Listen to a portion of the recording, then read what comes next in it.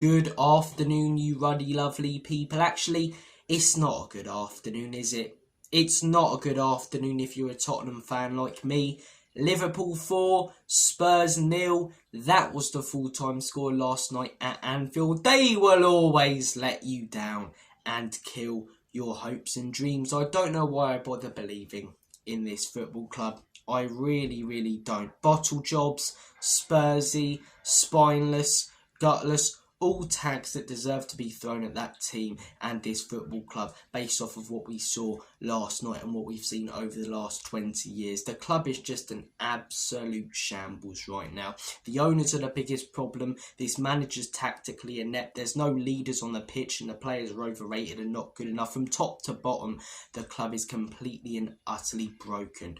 The club is rotten to the core right now, and this is the worst I've seen this Spurs team. Last night, it was like men against boys. It really was. Liverpool, quick, sharp, beautiful, liquid football. Spurs, slow, sloppy, pathetic, giving it away every 5 seconds. It was literally like watching a Sunday League team travel to Anfield. A Sunday League team probably would have given more than that Spurs side last night. At least you would have had Bobby, would have been out on the piss the night before, putting off some tricks in the midfield, maybe playing a pass forward and maybe getting a shot on target. We didn't even manage that. Accrington Stanley went to Anfield and got a shot on target. Who are they? You know, seriously, man, not even a shot on target.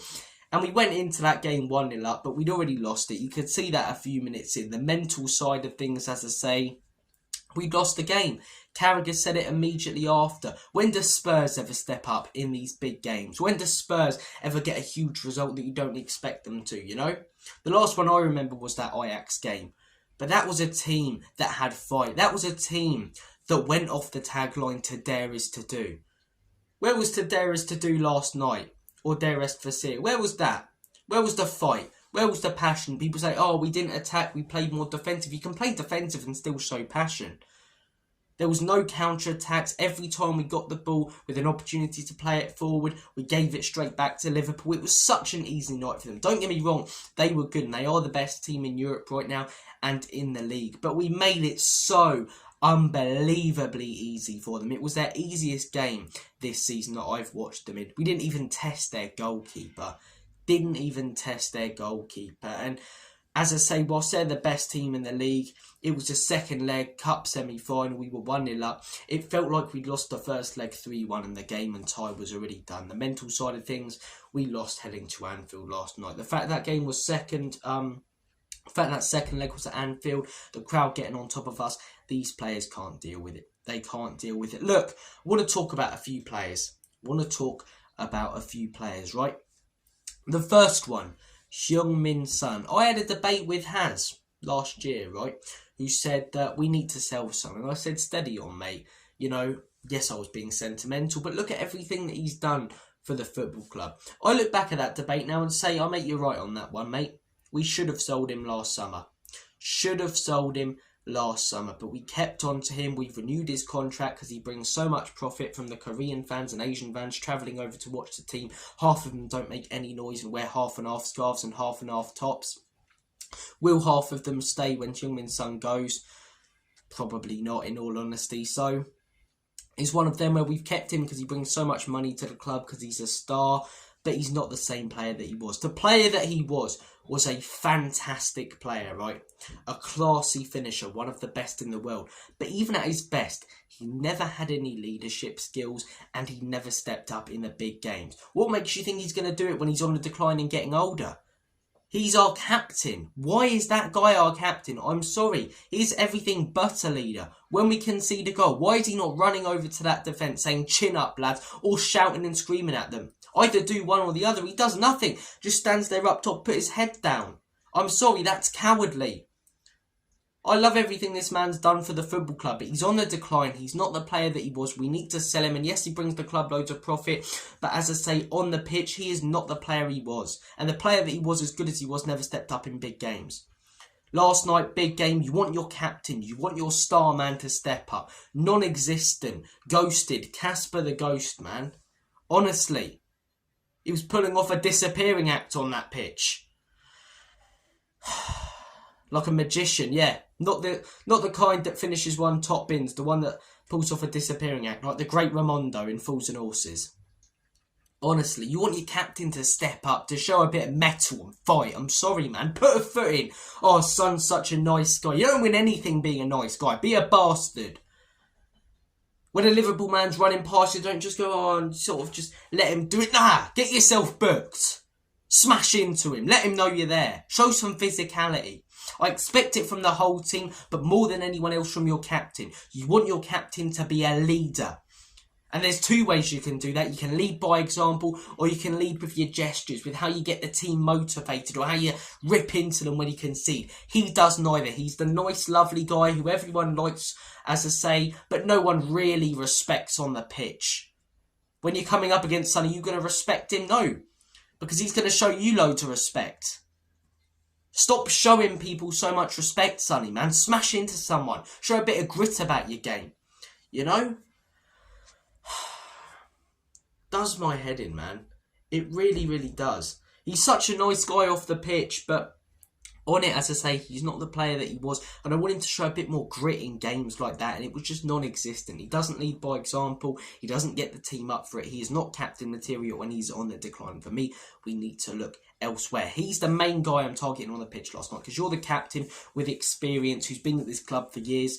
You should be stepping up on a night like that. And as much as a lot of these other players aren't good enough, this manager's a donkey and the owners are the biggest problem, you've still got to step up in a game like that. Score a banger. Test the keeper at least. Get the crowd up for it when you get a corner. There was none of that. None of that. Get yourself booked. Okay, but at least you're letting Liverpool know you're there. There was no physicality from the entire team there yesterday. And that comes from the top, Ange and Heung-Min Son. Yeah, we could have got a couple of bookings, but I wanted to see that midfield smash into a few Liverpool players. You've got to be physical. You've got to be knobheads. You're away at Anfield. You let them dictate the pace of the game. You let them play through you. They're going to cut through you like a hot knife going through butter. They're going to batter you like a haddock down the local fish and chip shop next to the Anfield Stadium. They are going to take you apart bit by bit like that clown in the Terrifier film. And we just let them, man. We just let them. We opened up for them. Honestly, man. Honestly. It's so frustrating. So frustrating. Look, the rest of the players, the only one who can really hold his head high yesterday is Danzo. Archie Gray I don't think was fantastic, but I'm not going to rip into him. He's been playing out of position for the last 3 months. And the minute we get our centre-backs back, he won't get a chance to play in his natural position. He'll just be dropped. For the most part, he's been good. Last night, are not as good. But again, I'm not going to rip into him. The players I expect more from Kulusevski. He's obviously talked a lot about some, but Kulusevski, why are we not playing him centrally, right? His performances recently are down to two people, himself and Ange. On the right, he should be doing better because I've seen him perform well on the right? A few years ago, he's been good on the right. But, having said that, we've played him in the 10 this season. We've played him on the right. He's been far better every time he's played in the 10 than when he's played on the right. So what do? We continue playing him in the position that he doesn't work as well in. Genius stuff, man. Absolute genius stuff from our manager. You play him in the 10, he's excellent. You play him on the right, he's 6, 7 out of 10, so you play him on the right. Oh, we've got injuries, yeah? Okay, can you not play him in the midfield? Play someone else on the wing? Matisse Tell was available last night. You put him up top, Richie on the wing, or Tell on the wing, Richie up top, as much as I don't like them two. Give Kulusevski the space he deserves. Even if Maddison was fit, he wouldn't have started last night, the way he treats those players. Honestly, man, Kulusevski not good enough. We expect more from him, but also should never be on the right. Richarlison, he does a little pigeon dance. Every now and again. He does a little pigeon. Prue, we can say every 3 months when he scores a goal when he's not bloody injured. Whoop-de-doo, he does a pigeon dance. Clown. He's a gimmick, man. People buy into it because he does a little pigeon dance. He puts up his Brazilian drill music on Instagram. He's down with the kids and he's cool like that. He's like Santino Marella, who used to be in the WWE. He's a gimmick, but he's shit. He is not a good wrestler. He is not a good football player. I'm sorry, he's got no hold-up play. He's not a good finisher. He's injury-prone. He's not good enough. He is not good enough, yet he continuously starts in games like this. Oh, Tell just joined the club, yeah? Start him then. Start him over Richarlison. Because at least you don't know what you're going to get from Tell. We know what we're going to get from Richie, and we got it last night. Poor performance and came off injured. Well done. Well done, Pigeon, man. But in 3 weeks' time, when you score against, I don't know, Ipswich or some shit away from home to get a point, you'll put up an Instagram post saying the team showed effort, team spirit. You know, this is what we're about, with some Brazilian drill music, and people will drop the pigeon emojis and say, my goat. Gone on a rant about the players. Now on to the manager. I've been talking about this guy the last few months. I don't want to sound like a broken record, so I'm going to keep it short and sweet when it comes to this guy. One of the main reasons a lot of people are saying keep him around is because he always wins things in his second season. You know, I always win things in my second season, mate. He's always successful and wins trophies in his second season. How's that working out for you, Ange? Eh? How's that working out for you? Oh, you know, it's injuries. I didn't hear any of them a month ago. Didn't hear your injuries excuses.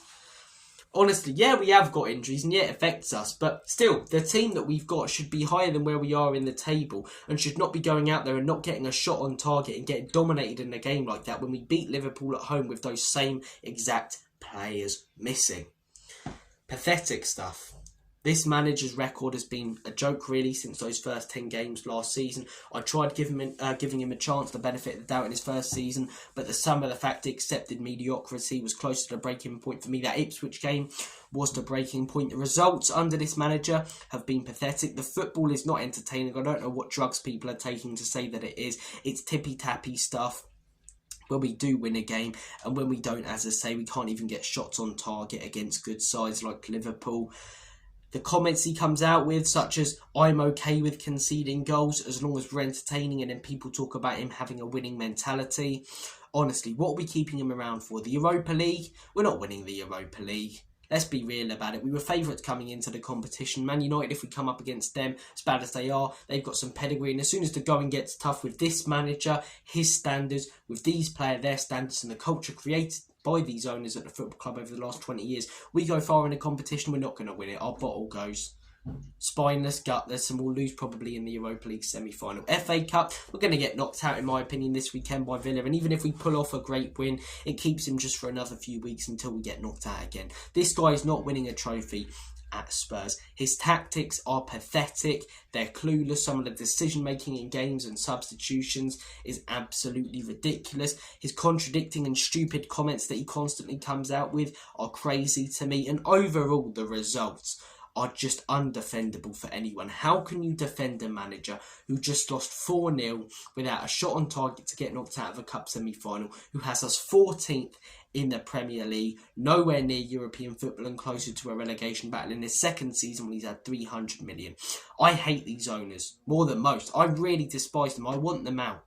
But having said that, as bad as they are, this guy's been backed more than any manager over the last few years, and they got slated far more. Conte, Jose got battered by some of our fans. Battered for finishing 4th, 5th, 6th, 7th. Ange has us 14th, and some of our fans are lapping it up and calling those who call him out clueless. The same fans who were calling for the head of Conte and Jose because the football wasn't great when they had us 10 places higher in the Premier League. Work that one out. This manager has to go, in my opinion. On to the owners. This whole culture has been created by these owners. The last 20 years, the reason we've only won 2 trophies is because of these owners. We should never be at a point as a football club where we're sat 14th. Whilst that's down to the players and the manager, it's down to the owners. Should have backed Conte, they didn't. Should have backed Jose, they didn't. That's why we're in the position we are right now. We're stuck with this shit manager with these shit players. Because we had a chance with top managers coming to the football club and we let them down. Conte wanted Bastoni, he got Longley. Jose wanted Skriniar. Who did he get? Joe Rodon. Pochettino, sacking him was the biggest mistake this football club's made in years. That man had proper credit in the bank. Not a good cup run, which people said should keep Ange's job. No, that man had proper credit in the bank. Got us to a Champions League final. Gave me one of the best nights I've ever had supporting this football club. Got us competing for league titles. And he just needed those extra few signings to get us over the line. And the board did not back him with those signings. And when he said we needed to go through a painful rebuild after getting Spurs to heights we hadn't reached in donkey's years, they got rid of him. The board have to go. 24 years of failure. 1 trophy under these owners. Daniel Levy, Donna Cullen, Enoch, they have to go. It's pathetic. It's pathetic. Look, I'm not going to talk too much about the owners on this video because there's countless videos I've made on the owners. I mean, check them out going back 4 years since I started this channel in 2021. Enoch and Levy out, Lange out, Ange out, Son out. Let the club die, man. Just let the club rot at the minute. People talk about a rebuild. We needed one when Ange first came in. I mean, we don't just need a rebuild now, as I say. Is there anything to actually rebuild? You know what I mean? It's like we keep trying to rebuild this house and just a massive, you know, bowling block just comes in and smashes it over every 5, minutes. It's just painful supporting this football club at the minute. It's painful supporting this football club. Every time we try and rebuild something, we put about 5 bricks down and the wrecking ball comes in and destroys it. Honestly, man, stop trying to rebuild something that can't be fixed whilst these owners are here. Take care, guys. It's been a painful one. Anyone else want to get into different sports? Royal Rumble on the weekend. Jey Uso winning it. WrestleMania coming up. Anyone for a wrestling channel? We can do that. We can talk about darts. The Premier League just started. I was at the Masters last weekend. Sports that I enjoy and that I know right now I'm not going to leave extremely disappointed and upset about, which is not the case with Spurs and football. Take care, guys. Have a good one. And as always, Comedy Spurs. Enoch out, Lange out, Levy out, Cullen out, Son out, everyone out. Have a good one though, guys. Comedy Spurs.